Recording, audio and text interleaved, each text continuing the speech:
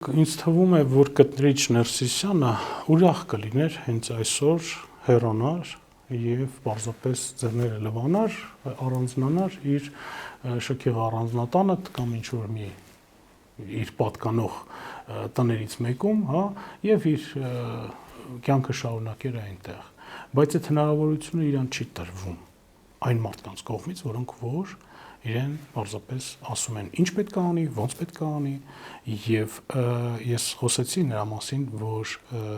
իմ կարծիքով դա պարզապես գործակալական համակարգ է։ Եվ ոչ մի գործակալական համակարգում, հատկապես եթե դա նախկին ԿԳԲ-ի հետ կապված էր, այսօր, չգիտեմ, ՖՍԲ-ի հետ կապված է ռուսական, հա, նախկին գործակալներ գոյություն չունեն։ Գործակալները իրենց կամքով չեն կարող հեռանալ։ Իրենց ասում են ոնց կարան իրանք գործեն, այլապես իրենց վերջը կարող է վատավարտվել։ Եվ հիմա ես չեմ ուզում չունեմ այն կոնկրետ փաստերը, թե